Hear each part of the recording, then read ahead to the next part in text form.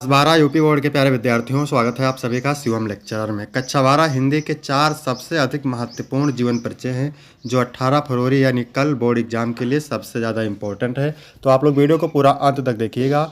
यदि आप वीडियो को पूरा अंत तक देखते हैं तो यहाँ से आपके 10 अंक बिल्कुल पक्के हो जाएंगे। तो मेरे प्यारे बच्चों, पहला मोस्ट इंपॉर्टेंट है जीवन परिचय हरिशंकर प्रसाई का। तो सबसे पहले आपको हरि डालना है जीवन परिचय। हरिशंकर प्रसाई का जन्म मध्य प्रदेश के होशंगाबाद जिले के जमानी नामक ग्राम में हुआ था।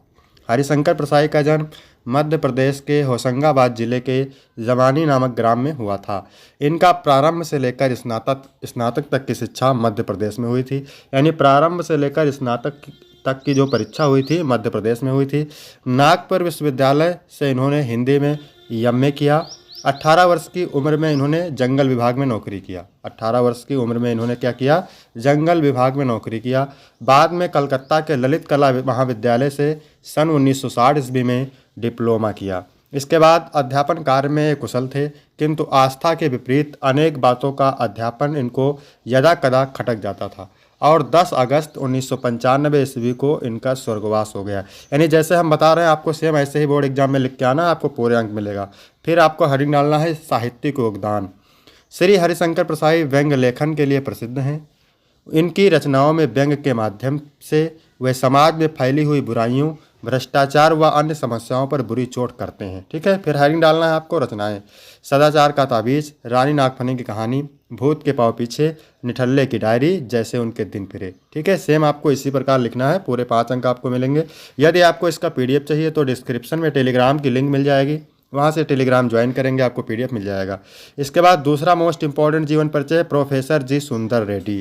तो यहाँ पर हेडिंग डालना है आपको जीवन परिचय।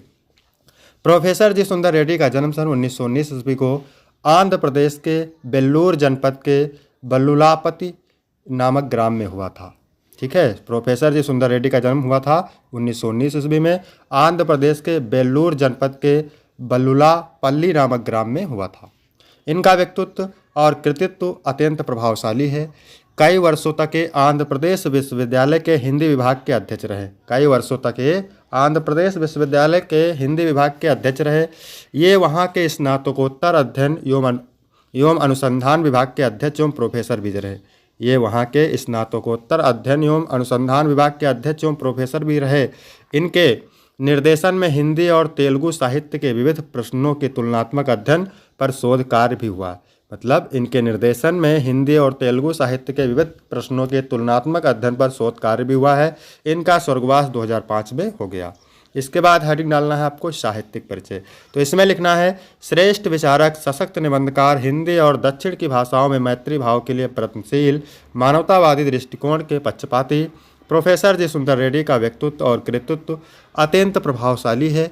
इन्होंने दक्षिण भारत में हिंदी भाषा के प्रचार प्रसार में महत्वपूर्ण भूमिका निभाई है। फिर आपको हेडिंग डालना है रचनाएं, और रचनाएं में इनकी 4-6 रचनाएं लिख देना है। ठीक है, साहित्य और समाज, मेरे विचार, दक्षिण की भाषाएं और इनका साहित्य। इसके बाद मेरे प्यारे बच्चों, तीसरा मोस्ट इंपॉर्टेंट है, सबसे ज़्यादा इंपॉर्टेंट है जीवन परिचय सुमित्रानंदन पंत। तो लिखेंगे प्राकृत के सुकुमार कवि सुमित्रानंदन पंत का जन्म 1900 ईस्वी में पूर्वांचल यानी कुमायूं के कौसानी ग्राम में हुआ था।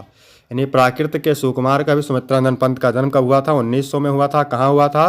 पूर्वांचल यानी कुमायूं के कौसोनी ग्राम में हुआ था।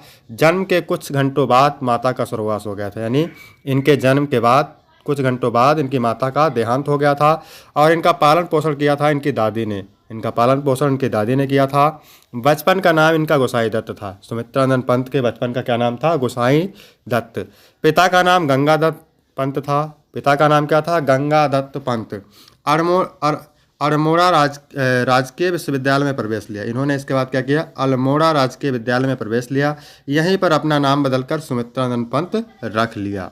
ठीक है, फिर मेवर सेंट्रल कॉलेज में प्रवेश लिया, परंतु गांधी जी के आह्वान पर स्कूल छोड़ दिया और फिर स्वाध्याय से अनेक भाषाओं का इन्होंने अध्ययन किया। साहित्य की सेवा करते हुए पंत जी की मृत्यु हो गई 1977 में। ठीक है, इसको ध्यान रखिएगा। इसके बाद यहाँ पर डालेंगे हेडिंग साहित्यिक परिचय। सुमित्रानंद पंत ने रूपाभ नामक पत्रिका का संपादन किया था। किस पत्रिका का? रूपाभ नामक पत्रिका का। सुमित्रानंद पंत ने रूपाभ नामक पत्रिका का संपादन किया था। यह एक प्रगतिशील मासिक पत्रिका थी, ठीक है, जिसका संपादन इन्होंने 1938 ईस्वी में शुरू किया था। इसके बाद पंत जी का परिचय अरविंद घोष से हुआ। उनसे एवं उनके दर्शन से प्रभावित होकर अनेक रचनाएं की। 1961 ईस्वी में इन्हें पद्म भूषण सम्मान भी मिला। कला और बूढ़ा चांद पर साहित्य अकादमी पुरस्कार मिला। लोकायतन पर सोवियत लैंड नेहरू पुरस्कार और चिदम्बरा पर ज्ञानपीठ पुरस्कार मिला। इतना आप लिखेंगे साहित्यिक परिचय में। इसके बाद आप हेडिंग डालेंगे रचनाएं, ठीक है। तो रचनाएं में लिखेंगे, इनकी रचनाएं निम्नलिखित हैं। काव्य में बीड़ा, ग्रंथि, पल्लव, गुंजन, युगांत और युगवाणी, ग्राम्या, ठीक है। इतना लिखने के बाद आप अगला लिखेंगे महादेवी वर्मा, सबसे ज़्यादा इंपॉर्टेंट है, तो इनका भी आप हेडिंग डालेंगे जीवन परिचय। महादेवी जी का जन्म फर्रुखाबाद के शिक्षित परिवार में सन 1907 ईस्वी में हुआ था।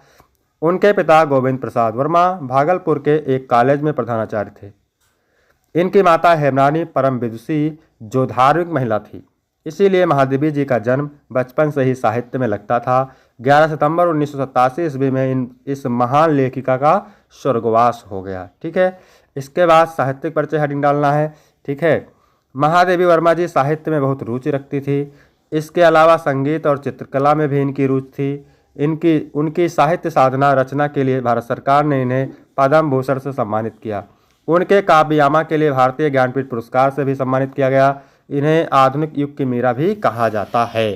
फिर रचनाएं हेडिंग डालेंगे, लिखेंगे इनकी प्रमुख रचनाएं इस प्रकार है। काव्य रचना, गद्य रचना। काव्य रचना में निहार, नीरजा, रसीम, दीपशिखा, यामा, सांदगीत और गद्य रचना में अतीत के चलचित्र, स्मृति की रेखाएं और श्रृंखला की कड़ियां। इतना आप लिखेंगे। 4 मोस्ट इंपॉर्टेंट है, इनको आप तैयार करके जरूर जाइएगा, बोर्ड एग्जाम में आपके पूछे जाएंगे। तो वीडियो कैसा लगा? वीडियो अच्छा लगा हो तो वीडियो को लाइक करेंगे, चैनल को सब्सक्राइब करेंगे, शेयर करेंगे। फिर मिलते हैं आपको अगली वीडियो में, तब तक के लिए जय हिंद, जय भारत।